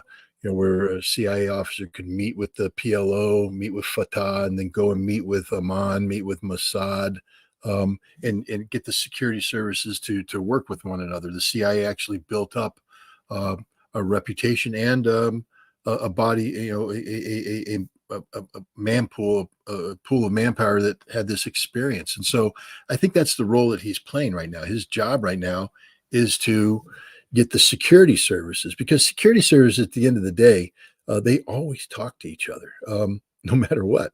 I mean, I was laughing. I was not laughing. Yeah, I was laughing about the Battle of Mariupol. I was speaking to Adam Delenkhanov, the Chechen commander of the Chechen forces in Mariupol, and he talked about how he was in open radio contact with Budanov, the head of the Ukrainian military and intelligence, that they would coordinate with each other and talk to each other. And he said, Budanov's actually a pretty smart guy, a pretty capable guy, but you couldn't imagine this, but it happened. The intelligence people, the security people are always talking to each other because that's their job. And so I think Burns is there, trying to work the back channel, trying to, come up with a solution that's, we're not going to read about it, because the purpose of the back channel isn't to make headlines. The purpose of the back channel is to quietly go in there and get the ball rolling, get people talking, get things happening. Can he succeed? It's a big problem, because at the end of the day, it doesn't matter if Netanyahu stays in power, then there's no chance for for a ceasefire. And the only way you're going to bring a peaceful conclusion to this is through a ceasefire. So what kind of deals can Burns cut? What kind of assurances can he give? At the end of the day, he's going to be limited by Israel, by Netanyahu. And so we'll have to see. I think everybody that he's talking to could make the kind of compromises necessary to get a ceasefire, a lasting ceasefire in place, by punting down the road some of the more difficult issues, like what's the final status of Hamas politically, what's the final status of Hamas militarily. These are two, still called game. The game doesn't go on if they're still there, but you can't make them go away when they're winning on the ground, when they're defeating the Israeli military, and when the Hamas is more popular politically than they've ever been. So I think Burns's job is to go in there and create carve-outs and say, okay, this is an issue that will push down the road. This is another issue we'll push down the road. But what we need to do is get enough concurrence on issues we can agree upon so we can get a ceasefire, get the hostages exchanged for prisoners, and get humanitarian aid in, and bring the temperature down, and tremendously about on this problem. And then once we do that, we shifted away from the battlefield to, how do we deal now with these cutouts that have been identified, and then he can step aside and let the diplomats take over. But I think that's his job. His job right now is to shape the political battlefield so that there can be a ceasefire as soon as possible. Well, Scott, I kept you a while, and I want to be respectful of your time. And so perhaps we can close now.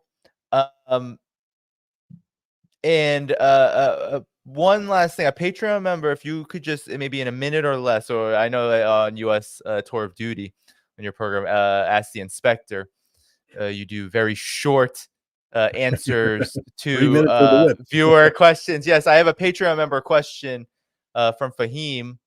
And so, folks, if you want to subscribe on Patreon, you can submit questions, guest suggestions, etc.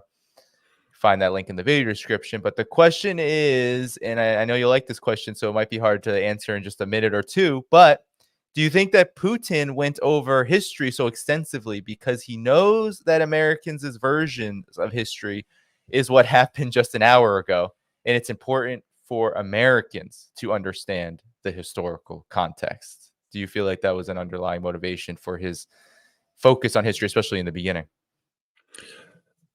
Well, again, I'm loath to speak on behalf of the Russian president and presume that I know why he did, and et cetera. But what I will say is this: is somebody who has studied the Russian president, every word he speaks is important, whether he's swearing or whether he's talking history.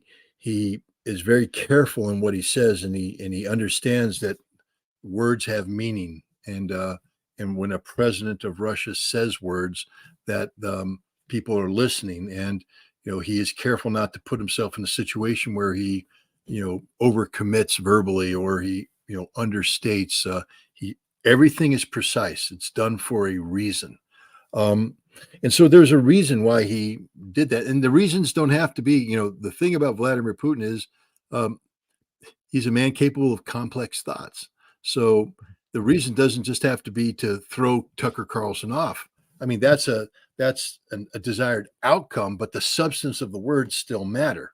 And so he was committing to a historic narrative that he wanted not just America, but the world, and to, frankly speaking, the Russian people to hear. He's also speaking to the Russian people. Every time he speaks, he's speaking to the Russian people.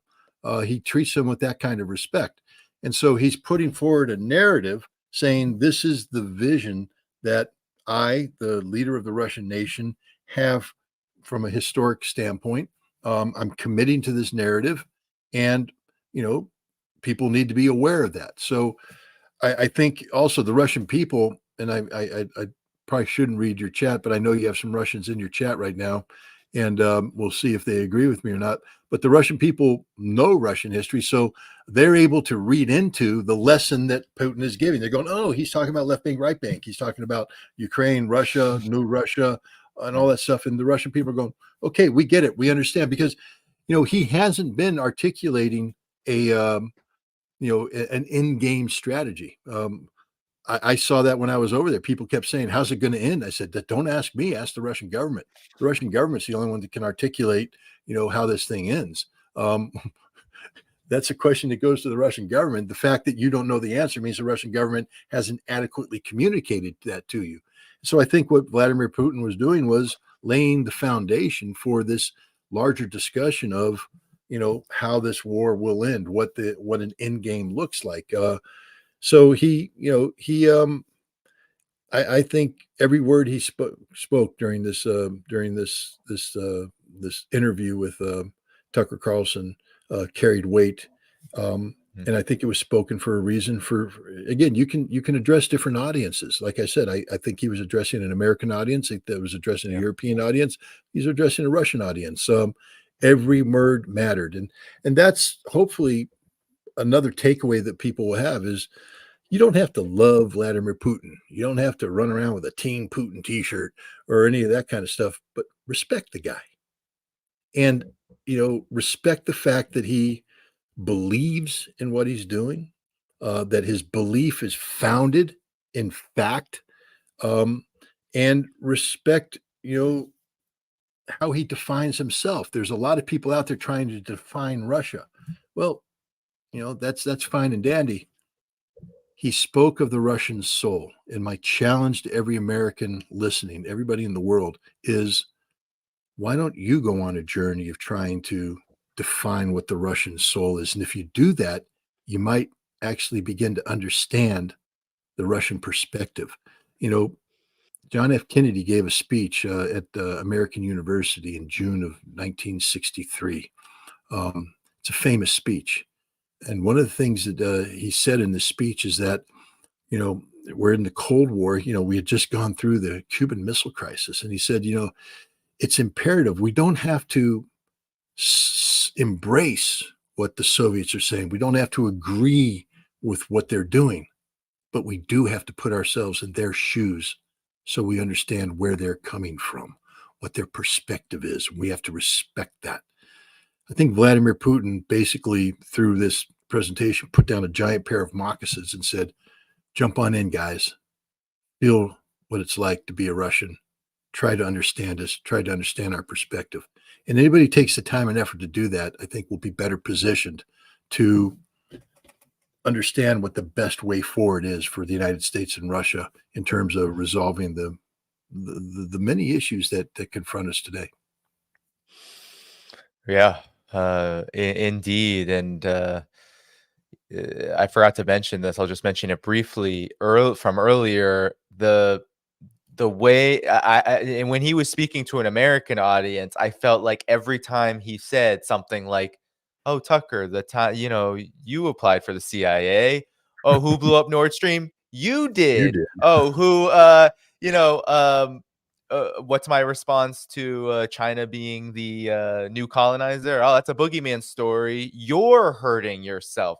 He wasn't saying Tucker Carlson, although I think Tucker Carlson at times, like with the Nord Stream situation, took it like a champ and made good humor out of it. But I think what Putin was doing was saying, no, you, as in Americans, the U.S., making this connection because, I think we have a situation where many Americans, whether they are doing this intentionally or maybe they're not thinking about it, they do identify with the U.S. government's actions. They don't agree with everything. They certainly don't even pay attention to everything. They don't think everything matters. But at the same time, done in the name of Americans, the United people in the United States. So I thought that was also just brilliant to do, like, you, not the U.S. government, because if he had done that, then you take out then you shift the audience. Then he's talking to the U.S. government, and also and not to mention that is provocative too. That would be considered, a slander, an attack, and then you'd have the mainstream media being able to go, with report after report after report about how Putin spoke like this and made threats. You see it now with the whole NATO Trump comments, right? Trump said this thing about NATO that he's literally been saying like every single day of his political career since the 2016 campaign. But now it's this huge thing because he said it, and he said Russia can do whatever it wants, right? So anything. So they were looking for that, and he didn't give them any ammunition at all. They couldn't even put words in his mouth. But yet he still spoke to Americans. So I thought that was, Yeah. I don't know, pretty I thought incredible. one of the underappreciated parts of his presentation too was the lecture he gave us on dollar policy and how America's Yeah. finding economic suicide with that. I hope that every American listened to that and understand that Right. this guy's 100% correct, that we slit our own throat. De-dollarization could not have occurred. I'm just being frank. The power of the dollar was absolute, and de-dollarization would never occurred unless we created the conditions by delegitimizing this American control over the global economy. Why would anybody want to use the dollar as the reserve currency when the United States at any time can seize, say, $300 billion of your Which they're still sovereign wealth talking fund? about. They're talking about Yeah. now. They're still talking about So now continue. I'm Vietnam, and I've got my money, and I go, wow, wait a minute. So you're telling me that if I ever do anything that the United States Congress isn't happy about, you can just seize my money in your system? I don't like that. Hey, BRICS, you going to come up with an alternative? Yeah, we think we will. I'm going that way. Here's your dollars back. We don't want them anymore. I mean, and this is what we've done. And Putin, you can see the exasperation in his face because he's sitting there going, "Why are you doing He's like, this? This really makes yeah, no sense." you know? right. The eyes. You can see it. It's just like, what sense does this make? It's only going to hurt the United States. And he outlined very clearly, just in terms of Russian trade, Russia-China trade, as just one example, because this is just happening all across the board, whether we're talking about China, UAE, or any other instance, especially amongst global South countries, the BRICS countries, the rising emerging economies in the global South, that they are all making moves toward currency swaps, bilateral trade being transitioned into their national currencies. Like that's the Things trend, that and are you're exactly that right. are economically inefficient. I mean, they're losing money doing this. The Right? dollar was Exactly. very convenient. And the other thing is, yeah, I just don't understand the United States Senate. I mean, I really don't. But we made so much money off of having the dollar as the convenience to the United States of the dollar being the global currency of choice. It was a tremendous multi-$100 billion plus, economic advantage, and we've thrown it away. It's literally like we said, how can we guarantee the collapse of the American economy in the shortest time frame possible? Why don't we do everything we can to get the world to turn their back on the US dollar? And we did it. And so, I mean, this is insane. And the rest of the world, nobody would have said, "I'm willing to take the hit." The cost of currency transactions, the inefficiency of this design, currency swaps, etc. The only reason they're doing that is because the United States has made it impossible for them to continue to be involved with the dollar. The United States Senate, really, if you guys want to do something good for, you know, whatever happens to you in the election, pass a law that says the United States that you're not going to ever sanction people again. Sanctions are stupid. Pass a law that preserves the integrity of the dollar being the global reserve currency of choice. Create a system that protects people who use the dollar, and then and only then we might be able to get some people to say, like in BRICS. I mean, it would be nice if you did that before October, so that people in BRICS going, "Hey, wait a minute, stop! Before we talk about taking this big step of dumping the dollar, America just did something smart. They're making the dollar attractive again. Um, can we get it in writing, America? Can BRICS now turn to America and say, get it in writing? No more denial of SWIFT system, no more, things like that. And if they do that, I think a lot of people, even the Saudis, will say, all right, yeah, we'll go back to the dollar as the petrol currency because we know how that works. We know that it can work. We know how efficient it can be.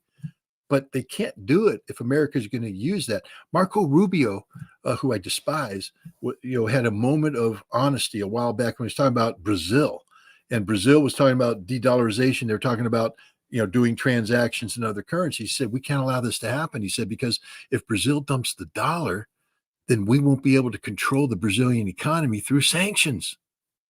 I'm like, that's the whole idea, Marco. And the fact that you want to control the Brazilian economy through sanctions is the greatest reason the Brazilians could ever have to dump the dollar. Whereas if you said, our job isn't to control your economy through sanctions, our job is to ensure that the dollar is a stable currency for global commerce, that's our number one driving economic factor, to keep the dollar as the most stable, viable currency for international commerce. But that's not the goal. We have to control the world. And as a result, we're going to lose the mechanism that gives us that control, the US dollar. Yeah. Yeah, and it comes out of, I mean, it not only is it a losing venture or losing policy.